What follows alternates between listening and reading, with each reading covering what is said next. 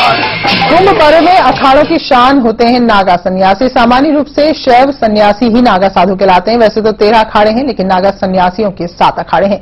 आखिर कैसे और कहां बनते हैं नागा साधु? इलाहाबाद से देखिए हमारी ये खास रिपोर्ट।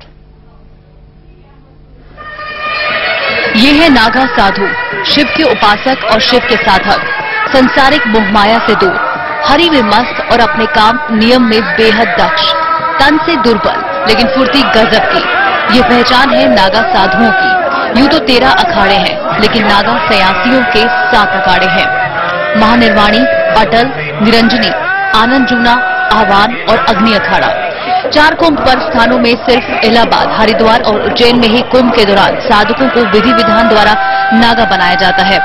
उज्जैन में बनने वाले नागा महाकालेश्वर के कारण उग्र व क्रोधी स्वभाव के होते हैं, जिन्हें खूनी नागा कहते हैं। प्रयागराज में बनने वाला नागा राजराजेश्वरी कहलाते हैं, जो कि राजसी ठाट बाट के होते हैं, जबकि हरिद्वार में बनने वाले नागा निर्मल व शांत स्वभाव के होते हैं और उन्हें बर्फानी नागा कहा जाता है।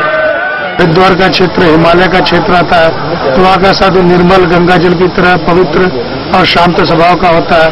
और इसके अलावा जो उज्जैन का हमारे महाकाल बाबा की नगरी आती है, तो महाकाल के और कुछ क्षेत्र के और परिस्थितियों के हिसाब से वहाँ का हमारा जो साधु समसानिक वृत्तियों के हिसाब से हमारा साधु वहाँ खूनी पाया जाता है। जो नागा बाबा होते हैं तो वहाँ के खूनी नागा होते हैं, क्रोधी ज्यादा स्वभाव के होते हैं। तीसरा हमारे प्रयाग में राजराजेश्वरी जो नागा बाबा बनते हैं, वो क्या है कि राजसी ठाट बाट के महाराजे राजे महाराजाओं के स्वभाव वाले होते हैं।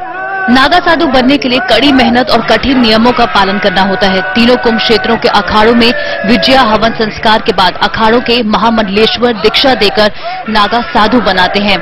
पहले महापुरुष बनाया जाता है, फिर अवधूत और उसके बाद दिगंबर मंत्र देकर दिगंबर बनाया जाता है। ये प्रक्रिया एक कुंभ से शुरू होकर दूसरे कुंभ तक चलती है और फिर 3 से 6 वर्ष में अवधूत बनाया जाता है। दिगंबरी संस्कार रात में शुरू होता है और रात भर भजन कीर्तन कर अपने ईष्ट देव को याद किया जाता है। तब ब्रह्म मुहूर्त में नागा संस्कार के लिए दिगंबरी संस्कार संपन्न होता है। नागाओं की शिक्षा एक कुंभ से और दूसरे कुंभ तक चलती रहती है, और शिक्षा का तो मैं समझता हूँ कोई अंत ही नहीं है। और शिक्षा उनके जिस दिन से वो हमारे अखाड़े के महापुरुष बनते हैं, उसके बाद फिर उनको अगले 3 वर्षों में 6 वर्षों में अवधूत बनाया जाता है। भारत के सभी नागा साधुओं को एक साथ देखने का दुर्लभ अवसर कई सालों में एक ही बार मिलता है, और वो मौका होता है कुंभ मेले का, और उसमें भी शाही स्नान का।